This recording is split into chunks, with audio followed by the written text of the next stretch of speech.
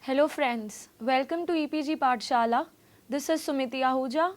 I am Assistant Professor of Law working with Amity Law School Noida, Amity University, Uttar Pradesh. The module which I will be taking up in this episode deals with theft and extortion, which are amongst the offences against property dealt with under the Indian Penal Code for the paper Fundamentals of Crime, Criminal Law and Criminal Justice. To begin with, the learning outcomes, what the readers will be gaining after studying this module. Firstly, the readers will be able to analyze and evaluate the essentials to determine liability under theft and extortion. They will be able to understand and appreciate the interpretation of every word used in the definition of theft and extortion under the IPC. They will be able to apply the acquired knowledge in solving problems pertaining to offences of theft and extortion. Now, the last or the third learning outcome is very important, knowing that it deals with the applicability of the concept which the readers have learned or acquired after understanding the essentials to determine liability for the offences of theft and extortion. To start with the introduction, offences against property are dealt with under chapter 17 of the Indian Penal Code 1860 and are covered under 85 sections of that chapter, which are further divided under 10 subheads, which are theft, extortion, robbery and dacoity, criminal misappropriation, criminal breach of trust. It deals with receiving stolen property, cheating, fraudulent deeds, mischief and criminal trespass. There is a factor of commonality running between all these offences under the above mentioned chapter, that is chapter 17 of the IPC, that is dishonesty.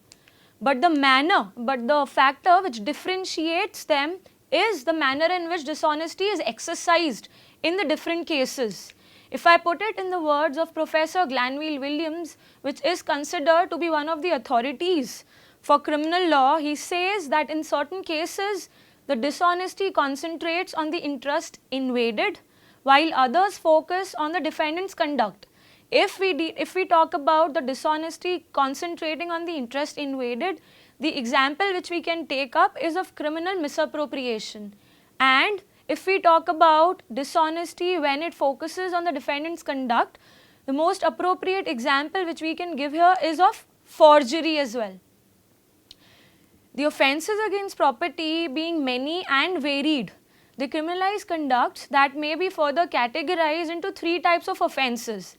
First is offences, first category pertains to offences dealing with deprivation of property, wherein the person, the victim, is deprived of his own property by the offender.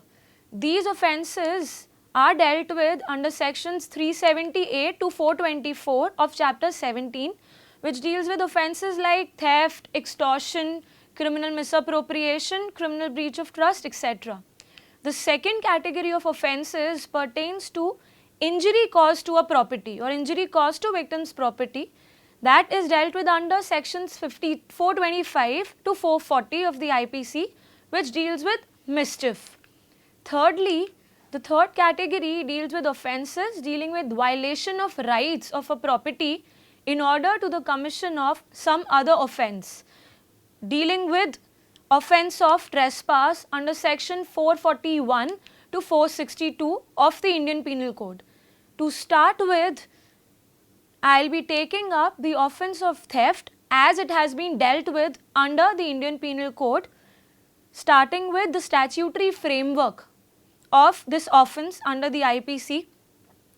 This offence has been dealt with under the IPC ranging from sections 378 to section 382 of the Indian Penal Code, wherein section 378 to begin with defines the offence of theft and thereby it gives or lays down the essentials of liability for theft or those essentials which are necessary to determine the guilt of the theft.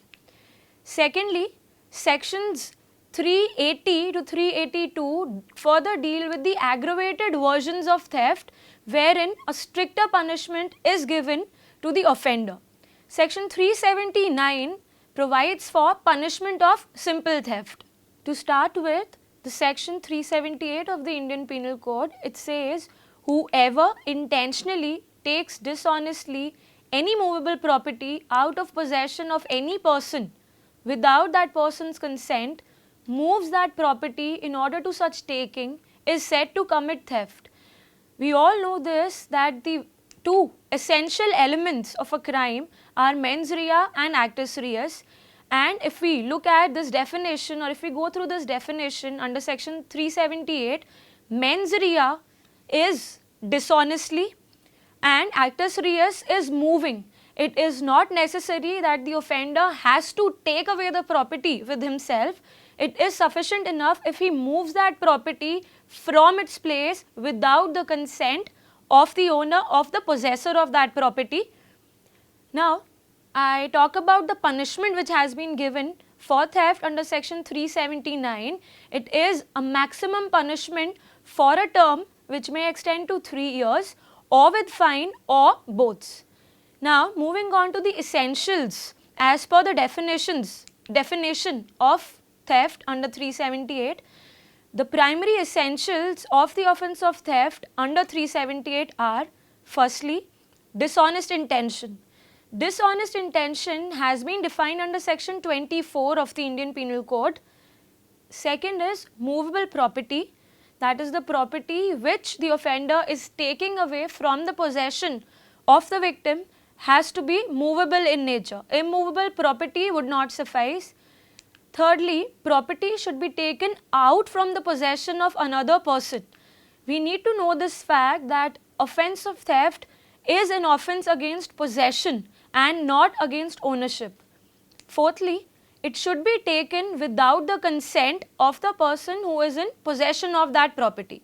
To start with the first essential of theft, that is dishonest intention, it has been defined under section 24 of the Indian Penal Code. Dishonest intention means that by doing that act, the offender either causes wrongful gain to someone or wrongful loss to the person who is in possession of the property. Now I will be elaborately dealing with the essentials for the offence of theft as given under section 378 of the Indian Penal Code. To start with, the first or the foremost essential, and as I told you earlier, the mens rea of the offence of theft is dishonest intention. The term dishonestly has been specifically defined under section 24 of the Indian Penal Code, which says that dishonestly, a person is said to have acted dishonestly whosoever intentionally causes wrongful gain or wrongful loss to someone. Section 23 of the Indian Penal Code defines wrongful loss and wrongful gain. Wrongful loss is when a person who is actually legally entitled to a property is deprived of that property or is kept out of that property. Section 23 defines wrongful loss as wrongful gain as well. Wrongful gain means that a person who is not legally or lawfully entitled to a property gets unjustly enriched with that property. Now, if I further deal with it, it says the thief must move the property animus furandi. Animus furandi means that the offender should possess dishonest intention at the time of moving of the property. If he possesses that dishonest intention after he has taken or he has moved that property from the possession of the victim, it would not amount to theft. The intention to take dishonestly must exist therefore at the time of moving of the property. It makes no difference in the accused's guilt that the act was not intended to procure any personal benefit to him, because it is sufficient if it causes wrongful loss to the other person.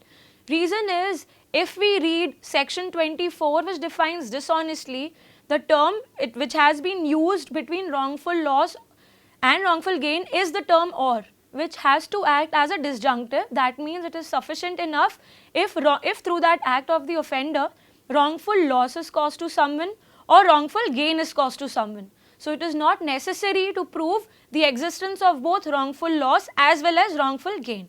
A temporary retention of property by a person wrongfully gaining thereby, or a temporary keeping out of property from the person legally entitled thereto may amount to theft under section 378 of the Indian Penal Code. If I take example of this Supreme Court judgment, that is K. N. Mehra versus State of Rajasthan, in this particular case, one of the pilots with the Indian Air Force had taken out for a flight one of the airplanes belonging to the Indian Air Force without the permission of the person who was in charge there. Even if it is for a temporary period of time, he was held liable or held guilty for the commission of theft under the Indian Penal Code. And also, if I take the example of this, again one of the leading cases for the offence of theft, that is Pyare Lal Bhargava versus State of Rajasthan. In this case as well, one of the government officials had taken out a file without seeking the requisite permission, and he had provided that file to someone outside of that office premises for a temporary period of time, and then after that he had kept that file back with the office without informing anybody. But then again he was held liable for offence of theft, because the Indian law does not make it necessary that the person who is committing this offence of theft or who is moving that property has to do it for a particular period of time. It suffices even if it is for a temporary period of time. However, if we take up this important fact pertaining to this offence, that is a bona fide claim of right rebuts the presumption of dishonesty, and where such a plea is raised by the offender, he won't be held liable for the offence of theft, but it is mainly a question of fact whether such belief exists or not. Say for example, if I take up this situation that A, in good faith, that is taking due care and caution, having a reasonable belief, he believes that property which belongs to Z is his own property, and he takes that property out of B's possession. Here, as A does not take it dishonestly, because at the time he was moving that property out of the possession, he was not possessing the dishonest intention, in the sense he did not want to cause any wrongful loss to that person, or he did not want to cause any wrongful gain to himself. He was under this impression in good faith that that property which is in that other person's possession was his own, therefore he took away that property from his possession. Therefore, he does not commit any theft. Now, what if later on A realizes his mistake, that which he was thinking in bona fide belief to be his own property is actually not his property, but it was B's property. Now, if he realizes his mistake later, but now two situations can arise. Firstly, instead of returning the property back to B, he decides to keep that property for himself, he decides to appropriate it or converts it to his own use. What will be the situation then? Will he still be held liable for theft, or can he be held liable for any other offence? Or thirdly, he will be escaped from any kind of liability. Now, in this situation where he later on realizes his mistake, but instead of returning appropriates it, rather than being held liable for being guilty for theft, he can be held liable for criminal misappropriation. Reason being, in case of theft, dishonest intention has to be at the time of moving of that property, which in this case this person was not possessing. So, answer to the question that a person or owner of a property, can he commit offence of theft against his own property? So, the answer to this question is yes, he can, because as told you earlier, offence of theft is an offence against possession specifically, not offence against ownership. So, a person who is owner of a property can commit theft against his own property also. Say for example, if I take up a situation that this person, the owner of a property, a watch, he had pawned his watch with this person in lieu of certain money. Later on, he did not return that money, still he moved that watch out of the possession of that person without giving him the money that he had borrowed on his watch. In this case, he would be held liable for theft, reason outrightly being that he did it with dishonest intention. Reason being that when he was moving that property out of that possession, of the possession of that person, he knew it that he owed that person certain amount of money which he had to return it in order to take that watch back from him. But he did not do that, and he thereby caused wrongful loss to that person. If I take up example of this English case as well, that is in R versus Turner, in this case the defendant had took his car to a service station for repairs. When he went to pick up his car, he saw that his car was left outside the service station with the key inside the car itself. So despite going to the service station and actually making the payment for the repairs, he took that car from outside the service station without paying for the repairs. Now he is liable for theft of his own car, as I stated in the example earlier also, because at that time that particular car was in the possession and the control of the service station itself, because he had left his car there for the purpose of repairs. Now, while dishonest intention forms the mens rea of the offence of theft, the actus reus or the physical element of this offence of theft is moving of the property in order to such taking. If I put it in simple words, theft includes mere moving of the personal property of someone without that person's consent. In this case, actual taking away of that property out of that possession is not necessary. Say for example, A sees a ring belonging to Z lying on a table in Z's house itself. Now straight away, not venturing out to misappropriate the ring immediately, because obviously he may fear search and detection, he hides the ring in a place where it is highly improbable that it will ever be found by Z. And now when he notices that fact that the loss of that particular ring has been forgotten, maybe he thought that at that time he will be taking away that ring from that place. Now, with the intention of taking the ring obviously from the hiding place and selling it when the loss is forgotten. Now, here A, at the time of first moving the ring itself, that is when he decided to move that ring from that place and he had kept in a safe place where he thought it won't be found by that person, he is said to have committed the offence of theft, because moving forms the actus reus for the offence of theft. Now, if I move on to the second essential for the offence of theft, that is movable property, or the property which would be the subject matter for the offence has to be movable in nature. Section 22 of the Indian Penal Code gives the definition for the term movable property as a corporeal property of every description. Now, corporeal property means a tangible property, something which you can see, which you can feel. So, corporeal property of every description except for land, things attached to the earth, or thirdly, the things permanently fastened to anything which is attached to the earth. So, the subject of theft must be movable property, which means it should be entirely disconnected from the land. It is not necessary that the thing stolen must have any kind of appreciable value. Now, if I put it in terms of a renowned author, he says that it is a saying in common law that no larceny can be committed against anything which is real or which savours of reality. Anything which is real means land or buildings.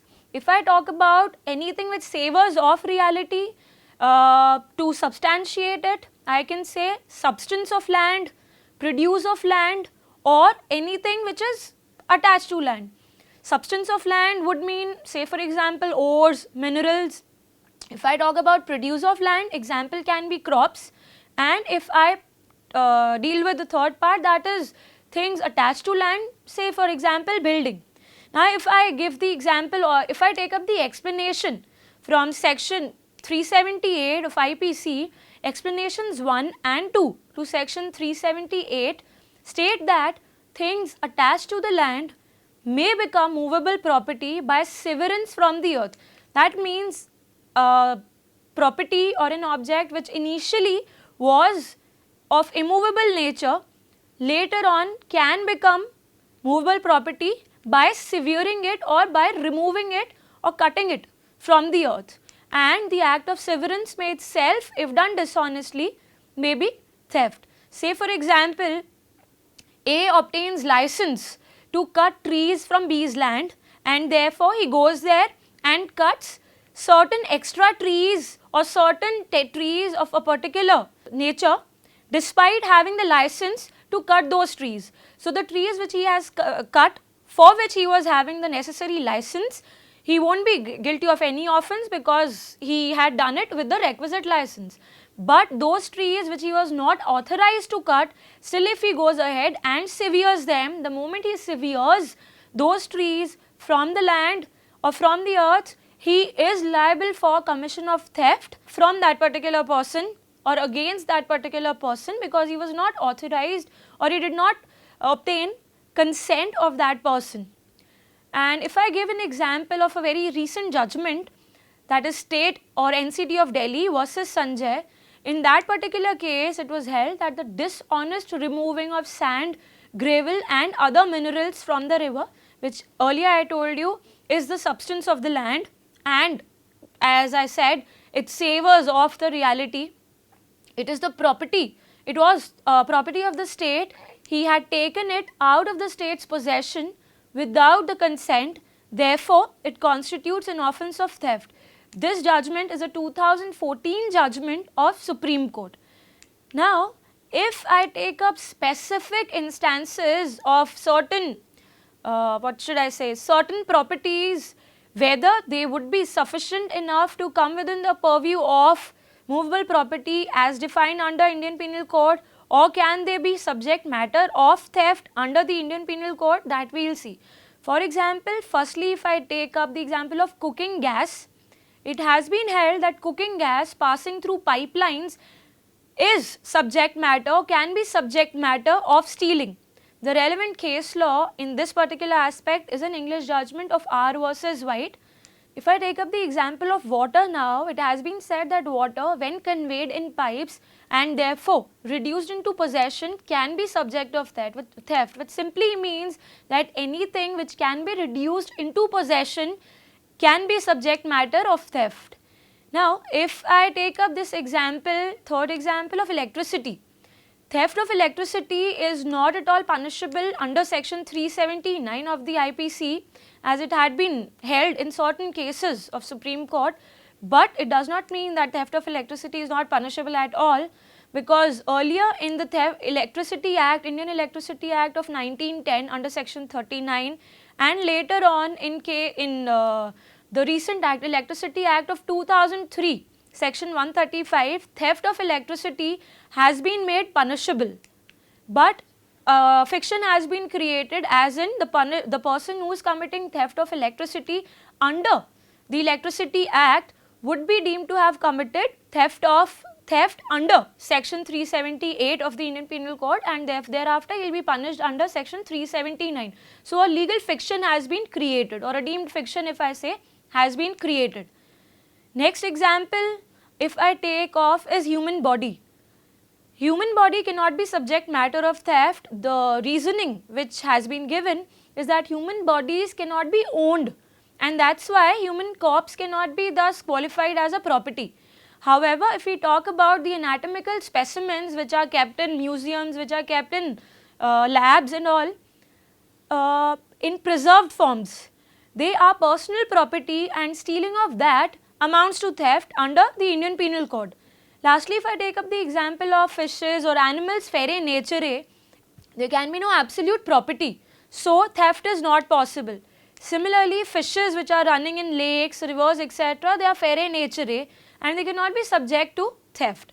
So basically, till a wild animal or fish is domesticated, that is, it is in someone's possession and made personal property of someone, it can't be subject matter of theft. Now here I would like to point out a very interesting fact related to issue of data theft. Section 378 only refers to movable property, which as defined under 22 has to be corporeal property of any description, and data by itself is intangible in nature, therefore it is not movable property. However, if that data is stored in a medium and that medium is stolen, then it will amount to theft. Although if we see this aspect, data criminal, or in other words if I say person who steals the data, he can be dealt with under other provisions of the Indian Penal Code, he can be punished under various provisions of IT Act as well as Copyright Act of 1957. Specifically if I talk about employees, in case of employees and other independent contractors, the offence of criminal breach of trust can also be made out, because I said that data criminals can be punished under other provisions of Indian Penal Code. So if an employee commits he steals that data, he can also be liable for criminal breach of trust. Now, after movable property, I am moving on to the next essential to determine liability or guilt under the offence of theft under Indian Penal Code. That is, the property has to be moved out of the possession of any person. Now, if we talk about this term possession, the term possession as such, like I said, dishonestly is defined under IPC, movable property has been defined under IPC. This term possession has nowhere been defined under the Indian Penal Code, but it has been specifically used under this section. It is one of the most important aspects also of the offence of theft. If I put it in the words of a notable jurist, Salmon, he has described the term possession as relationship between a person and a thing. He says that the test for determining whether a person is in possession of anything is whether he is in such a position or in such a situation to exercise a general control over it. Now, person in possession may not be the actual owner, although mere physical control of possession, control of person over the thing is quite enough. If I put it in other words, the property has to be in possession of someone so that someone else can be liable for its theft. Obviously, because as I said, one of the foremost requirement for this section is it has to be taken out of the possession of some person by some person. It has to be in someone's possession so that this person, the offender, so-called offender, is able to take it out of the possession of that person. Now, if I take up very important issue under this, dealing with possession in case of theft, is whether it refers to mere possession in law. We all know this, that possession can be de facto possession or it can be de jure possession. That means possession in fact or possession in law. So, question arises here that whether, as the term possession used under section 378, whether it has to be possession in law or it will suffice if it is possession in fact. Now, the answer to this is that as a general rule, it has to be actual physical possession. Now, second issue arises, can there be theft by a person whose possession began with the consent of the owner? Now, earlier also I had taken up this point, I will take it up again, that for the second issue, the answer is that one needs to understand the law stated under section 27 of the IPC. Section 27 of the IPC, when we talk about possession here under 378, it becomes very crucial. Section 27 of the IPC deals with property in possession of wife, clerk and servant of a person. It says when a property is in the possession of a person's wife, clerk or servant, on account of that person, it is in that person's possession within the meaning of this particular code. Now, this provision basically refers to the concept of constructive provision. That means although that particular owner, the owner of that property is not in actual physical possession of that property, but still courtesy section 27, he has a constructive possession of that particular subject matter. Right. If I take up further situations to illustrate the significance of this section 27, I will put up two situations here. Firstly, A being Z's servant and thereby entrusted by Z with the care of Z's plate, he dishonestly runs away with the plate without Z's consent. Now, here A has committed theft. A has committed theft, reason being, as per section or after applying section 27 of the Indian Penal Code here, we can see this, that although this particular servant was entrusted, he was entrusted with the that particular property or that particular plate, but still the ownership, the possession of that particular property courtesy 27 was with the owner only. So, actually in real sense he had committed theft against the possession of that property with the owner only. So, he will be held liable for theft. But now if I slightly twist this situation and put it in this way is that to also point out that in this situation A, although he would be held liable for theft, but if I highlight here situation B, that say for example that particular owner of the property, rather than giving it or entrusting that property to his servant, if he would have given it to some other person, say for example his neighbor, and he would have gone to some journey, he would have taken some journey, in this particular case he would have held liable for criminal breach of trust. The person who would have committed misappropriation against that property, who was entrusted with that property, he would have been held liable for criminal breach of trust rather being held liable for theft.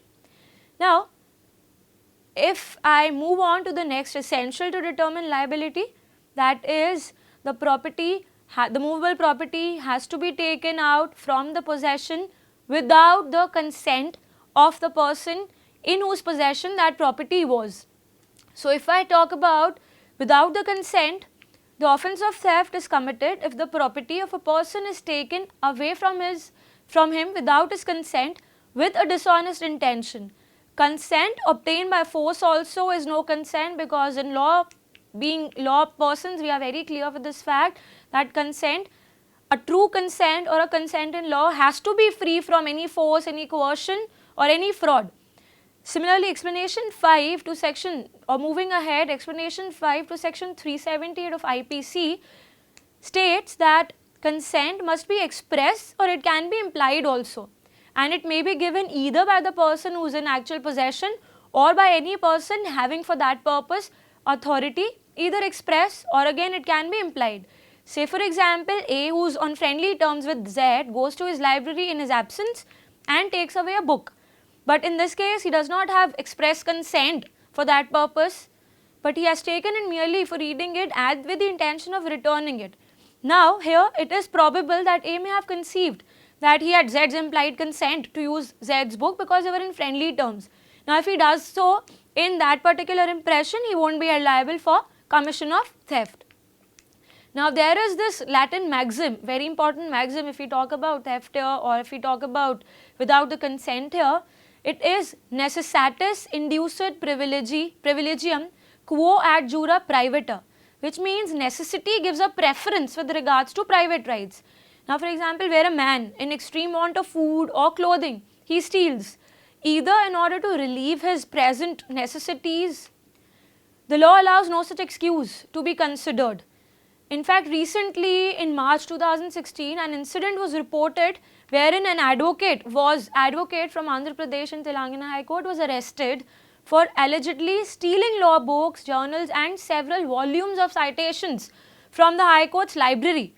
Now, he was held liable for the commission of this offence. The reason quoted for his doing such act was that he had been in financial excuse which he gave was that he had been in financial difficulties. I have dealt with it in the statutory framework part, that if aggravated forms of theft are there, higher punishment, stricter punishments would be given. I am straight away moving on to the second part of this module, which deals with the offence of extortion under the Indian Penal Code. If I talk about the statutory framework, Section 383 of the Indian Penal Code gives the essentials to determine liability of the offence of extortion, which are mainly twofold. Firstly, a person has to be put in fear of injury. That injury, as given under section 44, can be injury to body, property, reputation, etc.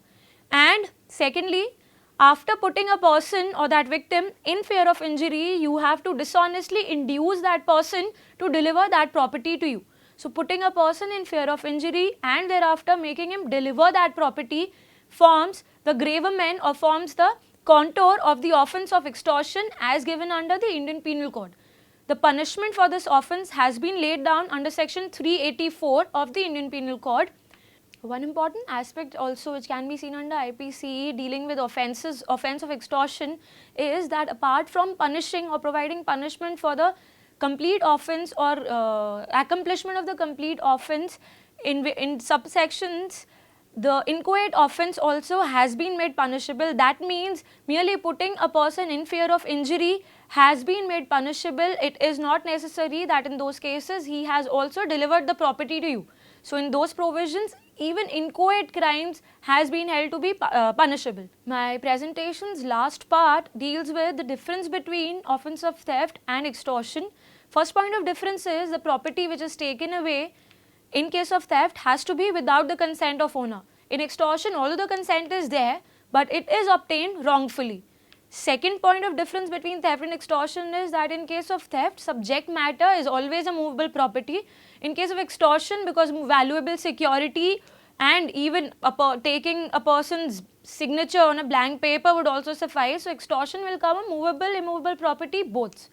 Third point is, in case of theft, there is no element of fear or threat, but in case of extortion, as I said, one of the foremost essential is that a person has to be put in fear of injury. So this is what differentiates it from the offence of theft. And similarly, in case of theft, you have to take it from the possession of the other person. There is no delivery of the property, but in case of extortion, it has to be delivered. I hope this module or watching this video would have been of help to you. You would have been able to gain knowledge about the interpretation of various essentials to determine liability for the offence of theft and extortion. Thank you for watching this video.